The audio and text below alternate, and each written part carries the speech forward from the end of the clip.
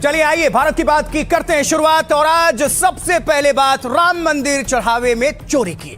SIT की जांच जैसे जैसे आगे बढ़ रही है, आरोपियों की मुश्किलें भी बढ़ती जा रही हैं। रिपोर्ट्स का इंतजार है, एक रामद्रोही का हिसाब होगा एक एक।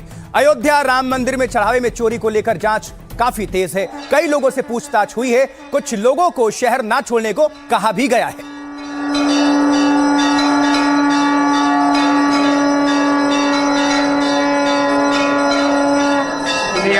रामचंद्र की जय।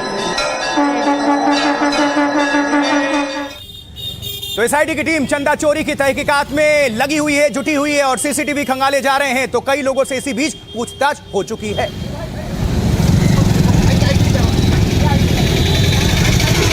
एसआईटी की टीम अयोध्या में लगातार इधर से उधर हर जगह खंगाल रही है लोगों से पूछताछ करने के लिए। और ये काफिले की तस्वीरें आप देख पा रहे हैं।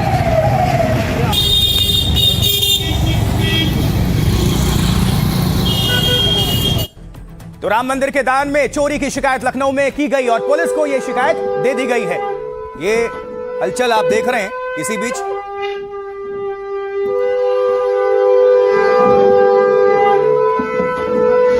चढ़ावे में चोरी की शिकायत बिल्कुल सनातनी अंदाज में, ये देखिए।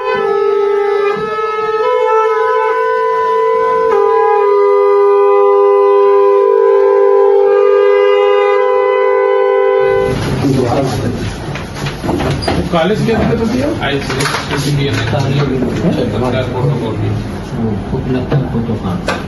अच्छा।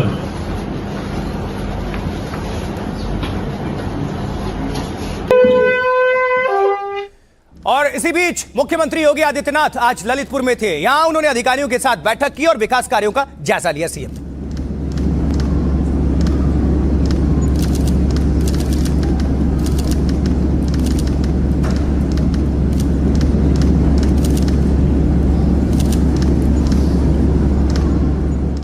और ललितपुर रवाना होने से पहले मुख्यमंत्री योगी आदित्यनाथ दतिया में गए और मां बगलामुखी और वन खंडेश्वर महादेव मंदिर में उन्होंने दर्शन पूजन किया। ललितपुर पहुंचकर उन्होंने तुरंत मंदिर में पूजा अर्चना की, जिसकी तस्वीरें आप देख रहे हैं।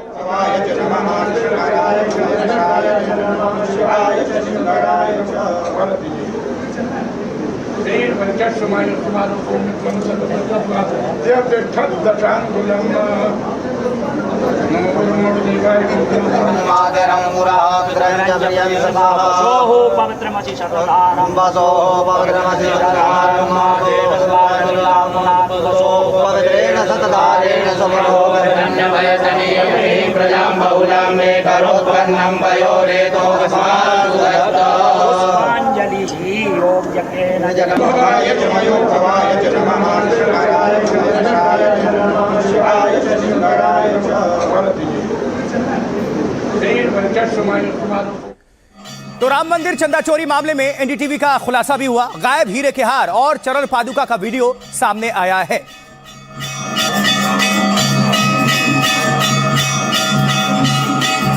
ये वही चरण पादुका आप देख रहे हैं और ये हीरे का हार।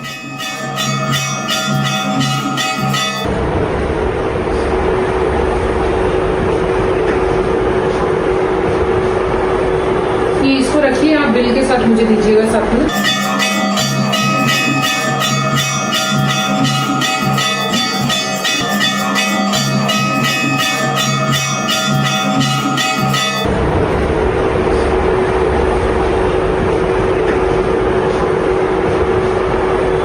ये इसको रखिए, आप बिल के साथ मुझे दीजिएगा साथ।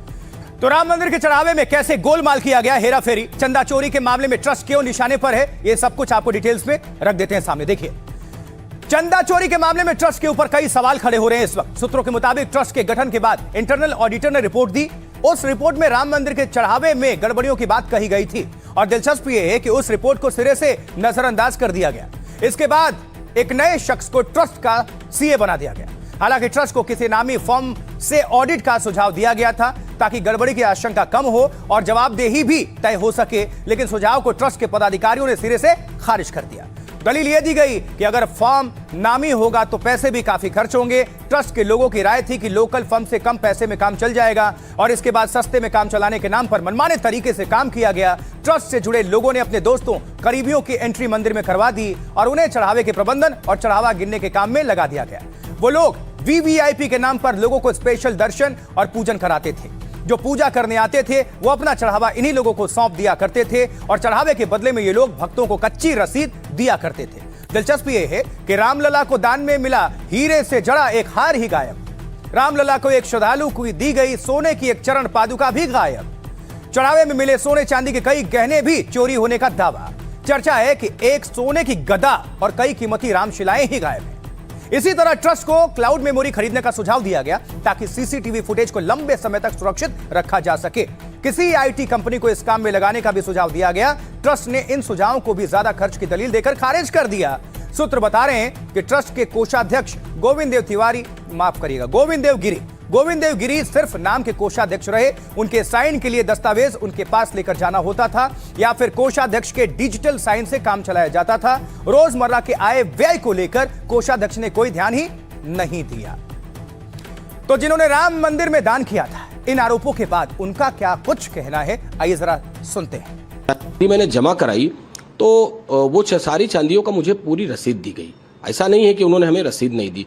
34.5 किलो की भी हमें रसीद मिली, 4.5 किलो की भी मिली, जो 1 किलो का कलश गया था उसकी भी रसीद मिली। तो कोई अविश्वास का सवाल नहीं पैदा होता।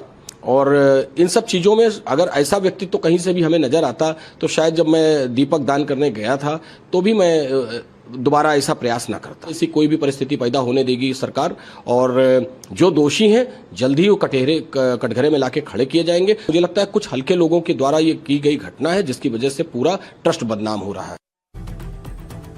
राम मंदिर में चढ़ावे की गिनती की सीसीटीवी से निगरानी होती थी, लेकिन इस पर भी सवाल उठ रहे हैं। खुद राम मंदिर निर्माण समिति के अध्यक्ष नृपेंद्र मिश्र ने एनडीटीवी के साथ बातचीत में इसे माना है। सीसीटीवी जो डोनेशन रूम में है लगा हुआ, उसकी कुल अवधि 45 दिन है। अभी जो 45 दिन की सीसीटीवी देखी गई, जो इन्वेस्टिगेशन एक्सपर्ट तो नहीं लेकिन जो ट्रस्ट के लोग थे उन्होंने देखा, जब घटना की पता लगी तो कुछ उसमें संकेत मिल रहे हैं कि धनराशि का आना जाना बॉक्स में बंडल बना करके जहाँ हिसाब होता है वहाँ की बजाय व्यक्ति विशेष अपने पास रख रहा है, ऐसा संकेत मिल रहा है। तो इसलिए आपका यह कहना कि सीसीटीवी ही इसका एक बहुत बड़ा एविडेंस भी था और चेक भी था, कंट्रोल भी था, तो वो नहीं है। 45 दिन के बाद मेरी सूचना के अनुसार कोई अन्य साक्ष्य उपलब्ध नहीं है। देखिए, चंदा चोरी में आखिर किस पर शिकंजा कसने वाला है, किस पर, कुछ नाम इसको लेकर अभी चर्चा में हैं। इनसे एसआईटी ने पूछताछ भी की है। ये जो आप देख रहे हैं ये सारे नाम हैं। ये 3 लोगों के चेहरे आप देख रहे हैं। इनमें सबसे प्रमुख कौन है? रामशंकर उर्फ टिन्नू यादव। ये बहुत सुर्खियों में है। एसआईटी की पूछताछ चल रही है, इससे बहुत लंबी पूछताछ हुई है। अनिल मिश्रा भी ये भी इसमें जांच के दायरे में है। गोपाल राव, इनसे भी पूछताछ हुई है। ये सब भी दायरे में है।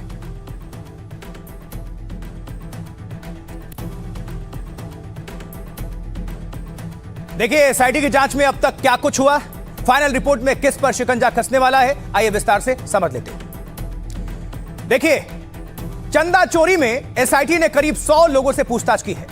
इसमें मुख्य रूप से चंपत राय हैं, अनिल मिश्रा हैं, गोपाल राव से पूछताछ, चंपत राय के करीबी टिन्नू यादव जिसकी चर्चा कर रहे थे, करीबी टिन्नू यादव से कई राउंड पूछताछ हुई है। एसआईटी को 15 दिनों में फाइनल रिपोर्ट सौंपने को कहा गया है, लेकिन शुरुआती जांच में भ्रष्टाचार का मामला साफ दिख रहा है। इसमें ट्रस्ट के कई पदाधिकारी पर कार्रवाई हो सकती है। इसमें टिन्नू यादव, बैंक के कर्मचारियों पर भी एक्शन होगा। हालांकि अभी तक जांच पूरी नहीं हुई है, किसी भी व्यक्ति की भूमिका आधिकारिक तौर पर तय नहीं की गई है, लेकिन जिस तरह के दावे सामने आ रहे हैं उससे साफ है कि पूरे मामले में गड़बड़ी तो हुई है। इस मामले में एसआईटी जांच शुरू हुए 6 दिन हो चुके हैं, आज 6ठा दिन था। जांच में परत दर परत बारीकियों से मामले की तफ्तीश आगे बढ़ रही है, जिससे कई गुनहगार बेनकाब हो सकते हैं। चढ़ावा चोरी के मामले में एसआईटी की जांच में 150 संदिग्धों के नाम सामने आए हैं। इनमें से 25 लोगों पर कार्रवाई के आसार हैं और जिन लोगों से एसआईटी पूछताछ कर चुकी है उन्हें अगले आदेश तक कहीं भी बाहर न जाने की चेतावनी दी गई है, यानी शहर ना छोड़ें। राम मंदिर चंदा चोरी को लेकर सियासत भी भरपूर है। इस वक्त सरकार और विपक्ष इस पर आमने सामने हैं।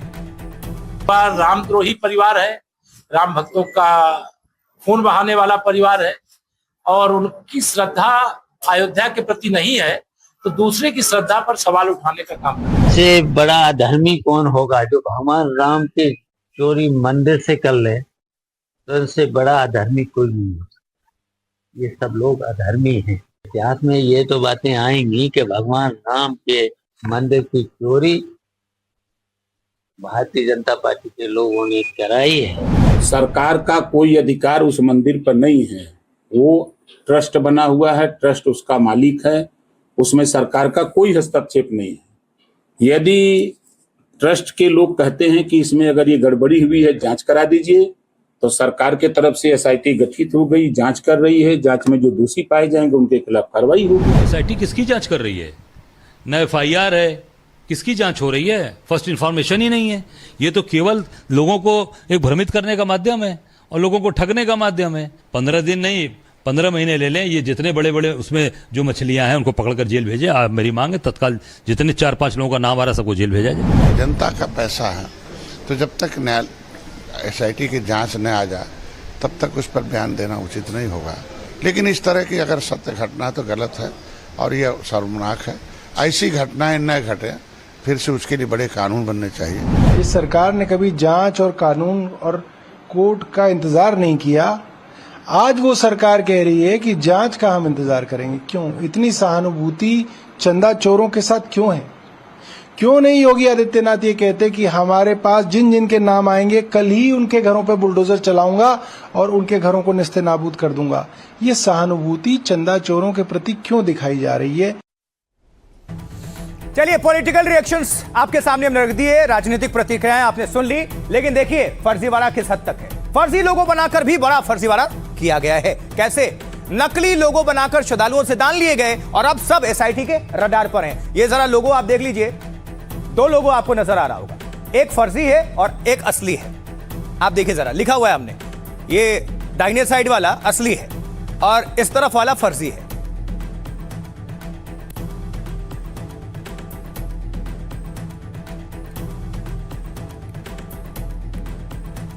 तो कैसे फर्जी वेबसाइट तैयार करके बनाकर श्रद्धालुओं की आस्था के साथ खिलवाड़ हुआ, चलिए जरा समझिए। देखिए, राम मंदिर के दान में एक और घोटाले का खुलासा हुआ। फर्जी लोगो और फर्जी वेबसाइट बनाकर चंदा जुटाया गया। फर्जी लोगो लगाकर ऑनलाइन चंदा लेने का मामला सामने आया है और दावा है कि ट्रस्ट से इसका कोई लेना देना नहीं था। लेकिन सवाल उठ रहे हैं कि क्या ट्रस्ट को इसकी जानकारी नहीं थी? अगर जानकारी थी तो ट्रस्ट ने इसको लेकर क्या कार्रवाई की, किसको बताया? राम मंदिर से मिलता जुलता लोगो बनाकर वेबसाइट तैयार कर दी जाती है, इसका सोशल मीडिया पेज भी बना दिया जाता है जहां श्रद्धालुओं से चंदा भी लिया जाता था। तो दरअसल ट्रस्ट ने वेबसाइट पर दान दक्षिणा का विकल्प दिया था। इसी के बाद फर्जी वेबसाइट से भी दान दक्षिणा लिया जाने लगा। सूत्रों के मुताबिक वीएचपी से जुड़े कुछ लोग इसमें शामिल थे। विवादों के बीच मां सीता रसोई अयोध्या फाउंडेशन नाम की संस्था की वेबसाइट अब बंद है। हालांकि इस नाम से फेसबुक पेज अभी भी चल रहा है। लोगो देखकर कोई भी इस गड़बड़ी का अंदाजा लगा सकता है। मां सीताराम रसोई अयोध्या फाउंडेशन की एक वेबसाइट 2024 तक एक्टिव थी। सोशल मीडिया पर इसकी मौजूदगी अब भी देखी जा सकती है। एसआईटी चढ़ावे में चोरी की जांच में लगी हुई है। राम मंदिर के चढ़ावे में चोरी को लेकर साधु संत बेहद ही गुस्से में आक्रोशित हैं। सुनते हैं क्या कहना है इन साधुओं का। उससे सीधे पीएमओ जुड़ा हुआ है, प्रधानमंत्री जुड़े हुए हैं। किसी अफसर की हिम्मत है कि वहां पे जा करके और जो निष्पक्ष बात वो कह दे, वो तो वहां से जो निर्देश आएगा तदनुसार रिपोर्ट देने के लिए बाध्य है। मुख्यमंत्री ने ये जो निर्णय लिया कि अयोध्या दौरे के दौरान चंपत राय को अपनी मीटिंग से अपने पास से दूर रखा, ये बहुत अच्छा कदम उन्होंने उठाया। हम इसकी प्रशंसा करते हैं, क्योंकि जिस समय किसी के ऊपर दाग है उस समय उसको पास बैठाने का मतलब ही अलग होता है। तो कम से कम इतना तो उन्होंने किया, ये अच्छा लगा। जो लोग जो है यहाँ लाठियां चलाते थे, गोली चलवाते थे, राम को काल्पनिक कहते थे, राम सेतु को नकारने का काम किया, राम जी को जो है सर्टिफिकेट मांगने का काम करते थे, आज जो लोग ज्ञान बांट रहेंगे और उनकी ज्ञान जो है सनातनी स्वीकार करेगा, ऐसे धूमकेतु महामूर्ख और देश विरोधी ऐसे जल्लादों से बचना चाहिए। इस पे राम मंदिर चढ़ावे के मामले में अनर्गल बयानबाजी कर रहे हैं और कृपया करके इस पे विराम लगाएं और ऐसा कुछ ना करें, क्योंकि एसआईटी का गठन हुआ है तो निश्चित है जो जांच चल रही प्रक्रिया उसमें दूध का दूध पानी का पानी होकर सामने आ जाएगा। कि जितने भी लोग दोषी हैं उनको तो स्वतः अयोध्या छोड़ देनी चाहिए। अयोध्या के 14 कोस परिक्रमा छोड़ देना चाहिए। अगर आपको भगवान पर भरोसा है, अगर आपको सनातन पर भरोसा है, ठाकुर जी पर आप आस्था रखते हैं, आस्थावान हैं और भगवान के ऊपर विश्वास करते हैं, तो ये भी विश्वास करिए कि जो चोर होगा, जो दुष्ट होगा, उसे दंड अवश्य मिलेगा। हम नहीं दे पाएंगे, ईश्वर उसे अवश्य दंड देगा। हमको भी जो है पूरा विश्वास है कि दूध का दूध होगा, पानी का पानी होगा। एसआईटी टीम आई हुई है, वो जांच करेगी। जो लोग उसमें जो है चोरी में इन्वॉल्व होंगे वो लोग पकड़े भी जाएंगे, ये मुख्यमंत्री जी ने भी कहा है और उनके ऊपर हमको जो है भरोसा है। तो एसआईटी इस मामले में हर एंगल से तहकीकात कर रही है। और देखिए, कलेक्शन रूम का भी सीसीटीवी फुटेज सामने आया है। ये देखिए, ये कलेक्शन रूम जहां से गिनती हो रही थी।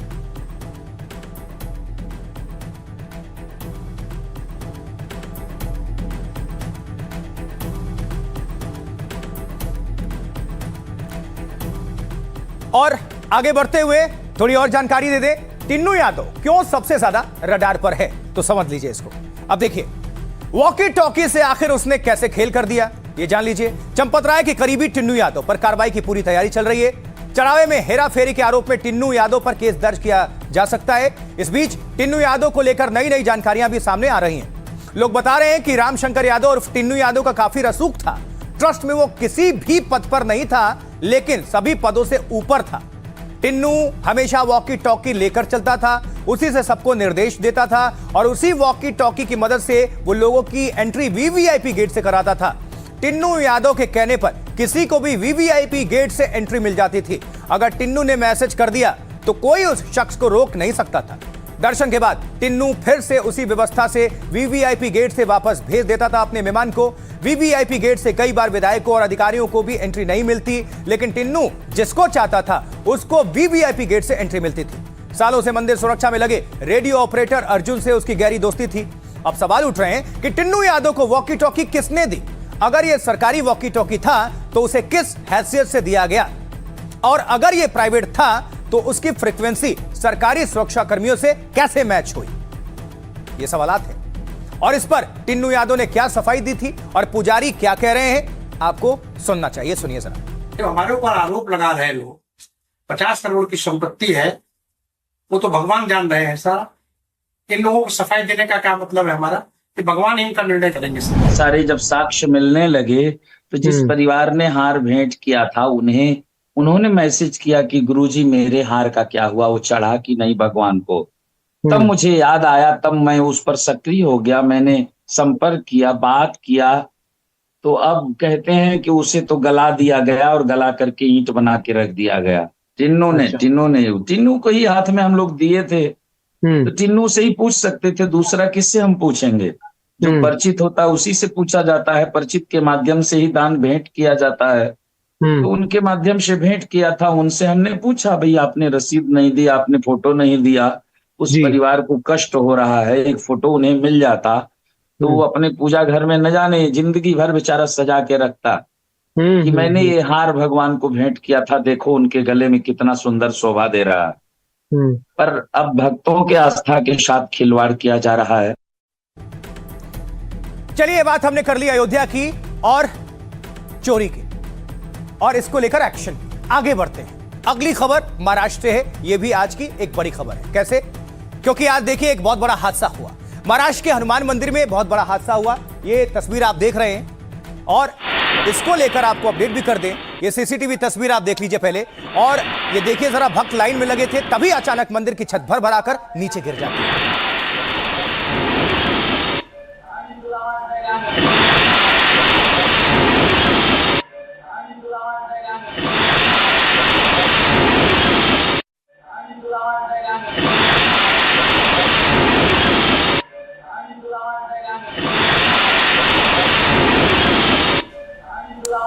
ये जो तस्वीर आप देख रहे हैं, अचानक आप देख रहे हैं, परभणी है महाराष्ट्र, और ये अचानक से ये पूरा गिरता, और कितने लोग वहां पर खड़े हैं आप देखिए।